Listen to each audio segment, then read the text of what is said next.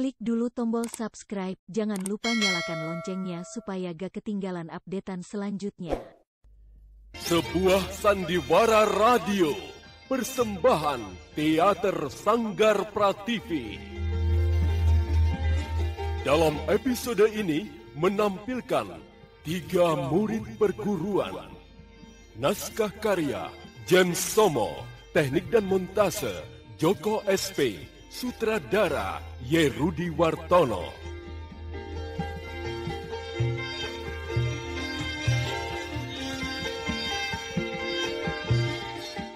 Pada seri ke-9 ini didukung oleh para pelaku Billy sebagai Ambuni, Wenda sebagai Aranato, Ai sebagai Sabawanti, Yoko sebagai Begawan Prasetya, Benny sebagai Jalnawa, Susi sebagai Budiawati, Francisca sebagai Satiti, Ana Sambayon sebagai Nyi Asmita, dan pembawa cerita Rusli Pontian. Selamat menikmati. Awas Arnato!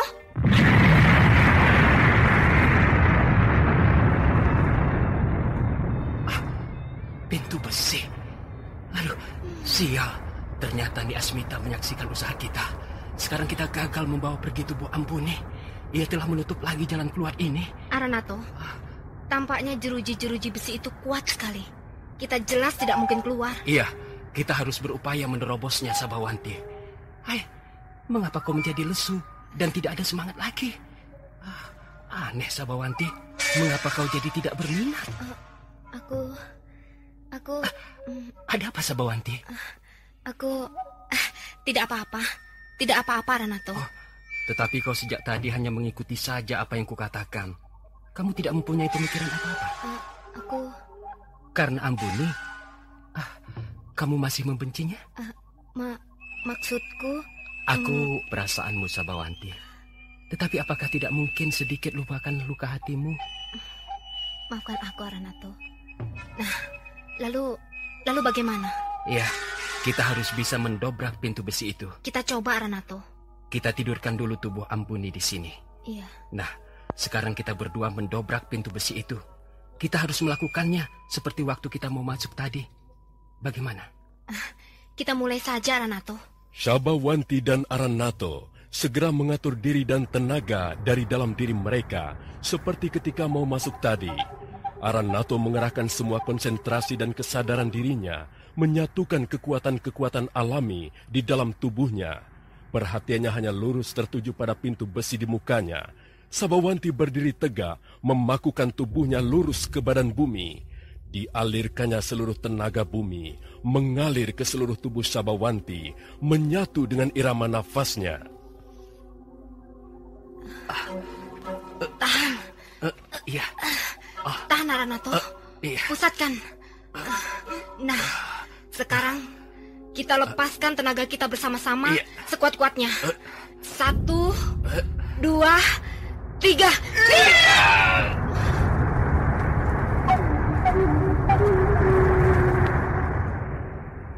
Pintu yang berterali besi dan kuat itu hancur berantakan. Terbukalah jalan keluar. Kesempatan itu tidak disia-siakan. Sabawanti dan Aranato segera memapah tubuh Ambuni. Keluarlah mereka dari ruangan Nyi Asmita. Meskipun jalan sepanjang lorong di dalam gua gelap, namun mereka terus berusaha mencari jalan keluar. Ayo perempuan, keluarkan semua kepandaianmu. Ternyata cuma segitu kemampuanmu. Bangsat, tua bangka tidak tahu diri. Terimalah serangan ini, kau orang sombong. Ya. Tidak kena. Terlalu lamanya, terlalu lama. Sekarang rasakan tendangan terbangku ini. Dadaku terkena tendangannya. Dan pukulan ini. Kena lagi.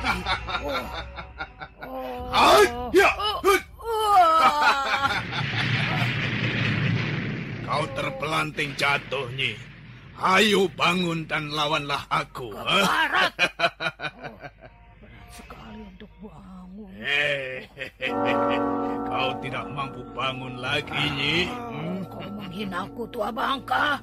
Oh, setan. Jadi kau tidak mampu melawanku lagi? Baiklah. Aku masih menaruh belas kasihan kepadamu. Aku harap kamu tidak mengganggu ketentraman padepokanku. Nah, sekarang aku pergi. Selamat tinggalnya. Sebentar. Apa lagi? Rasakan senjata-senjataku ini. Hiya! Beratus-ratus pisau kecil muncul dari tubuh Asmita. Senjata itu menghunjam cepat ke tubuh Begawan Prasetya. Terpontang-panting Begawan Prasetya meloncat dan berkeliat menghindari pisau-pisau kecil tajam dan beracun. Hampir saja nyawanya melayang. Tidak berapa lama, Begawan tua itu telah berdiri lagi di atas tanah. Di tubuhnya pisau-pisau beracun itu tertancap sepanjang pergelangan tangan, kaki, bahkan di mulutnya. Tiba-tiba ia melakukan satu kali gerakan melompat berjumpalitan. Dalam kecepatan luar biasa, pisau-pisau itu lepas dari tubuhnya. Tanpa pernah diduga sebelumnya, tanpa bisa dilihat oleh mata, pisau-pisau itu telah menunjam tajam di tubuh moleknya Asmita. Darah panas dan merah mengucur dari sekujur tubuh cantik itu. Tubuh muda yang cantik dan molek itu bersimbah darah merah. Cepat, semakin cepat darah keluar. Merah segar berubah menjadi merah tua. Bagai bongkahan es terkena panas matahari. Tubuh itu hancur, luluh, semakin menyusut. Ketika bentuk kecil itu hampir sirna, bergetarlah seisi gua. Sebagai gantinya, muncullah seorang wanita raksasa yang tua, buruk rupa dan mengerikan. Itulah bentuk asli dari si raksasinya Asmita. Kau telah memenangkan perebutan ini, Bagawan. Oh, kaulah pemenangnya. Kau telah mengambil anak ingusan itu dari tanganku. Kau telah pula mengalahkan pasukanku. Oh, bahkan kau telah menaklukkan aku.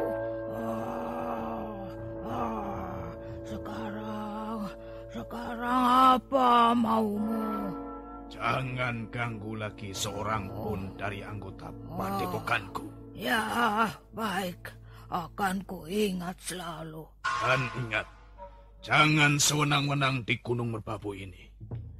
Kau boleh menjaganya, tetapi kau tidak boleh mengganggu orang yang hendak mencoba mendaki gunung ini. Ya, akan aku laksanakan, Bagawan. Kecuali bagi mereka yang merusak dan mengotori gunung ini. Mereka yang mencoba merusak kekayaan gunung ini. Akan kuhabisi saja dia. Apalagi maumu, Bagawan? Sekarang sembuhkan dan pulihkan Ambuni sebelum ia mati. Tidak terlalu mudah, Bagawan. Tetapi aku akan mencoba. Mendekatlah kemari, Bagawan. Kau lihatnya lah obor itu. Iya. Obor yang tertempel di tembok gua itu. Di bawah obor itu terdapat biji-biji jarak pegunungan. Biji-biji itu hanya khusus ada di sekitar gua ini. Ambillah beberapa biji saja, lalu ditumbuk, dicampur dengan air daun sirih. Minumkan itu pada Ambuni. Ia akan tertidur selama beberapa lama. Lambat laun ia akan sadar dan pulih kekuatannya. Tampaknya kau masih belum percaya, Bagawan. Iya. Terus terang, aku masih belum percaya dengan kata-katamu. Kau menyakiti hatiku, Bagawan. Aku memang telah kalah dalam pertandingan ini. Tetapi percayalah padaku. Aku mengakui kekalahanku. Dan aku menghormati orang yang telah mengalahkanku.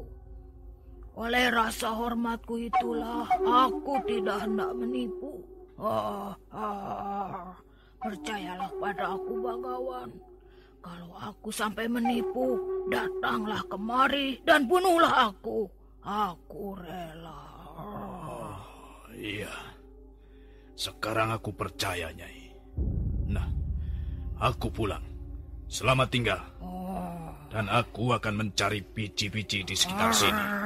Terima kasih. Kau orang baik. Kau masih membiarkan aku untuk hidup. Oh, terima kasih. Kalau kau perlu sesuatu, aku akan siap membantu kalian. Selamat jalan, Bagawan. Selamat jalan. Anda sedang mendengarkan Ravanda Channel.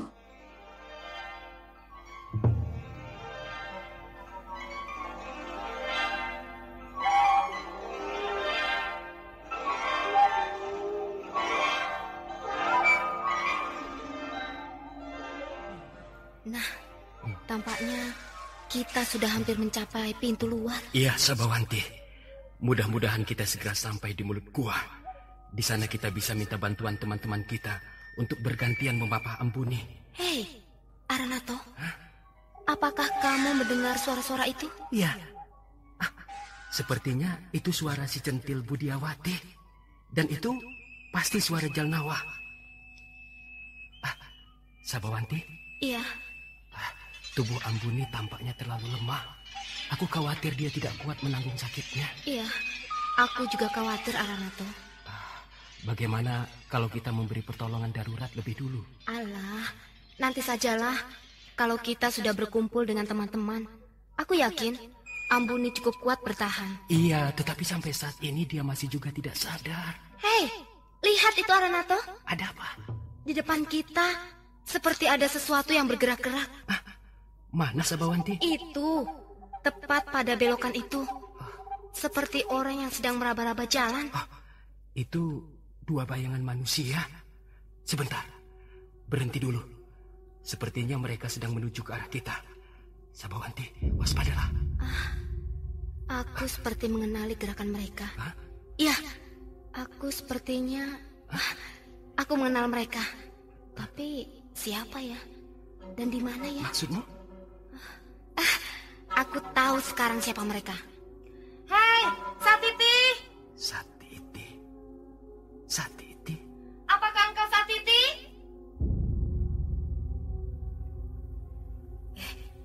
Swatama. Apa?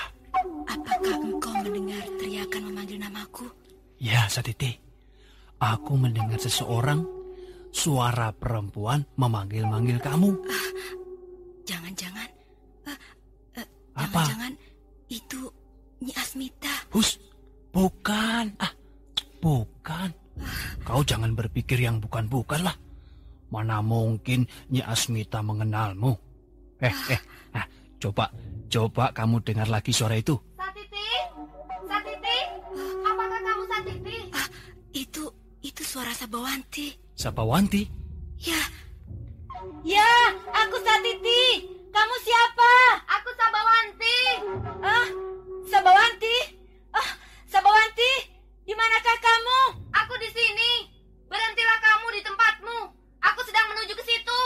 Sabawanti dan Aranato yang memapah Ambuni bertemu dengan Satiti dan Swatama yang mau nekat menyusul Begawan Prasetya ke dalam gua.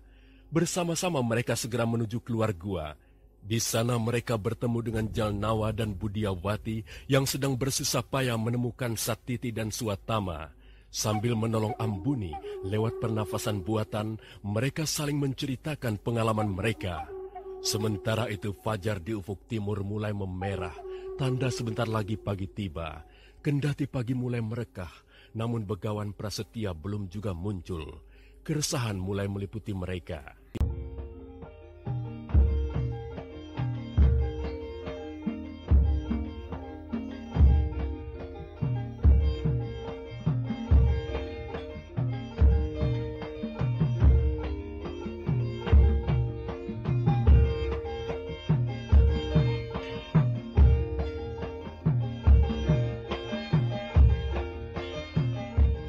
Dalam keadaan yang saling menyalahkan itu, masing-masing murid perguruan lereng Merbabu tidak juga mampu mencapai kesepakatan bersama. Bagaimana kelanjutannya? Tetapkah mereka terpecah belah? Akankah Budiawati nekat membawa pulang Ambuni sendirian? Bagaimana pula keadaan Begawan Prasetya? Untuk mengetahui apa yang kemudian akan terjadi, ikutilah drama Gelang-Gelang Sangkala ini di radio kesayangan Anda. Sampai jumpa.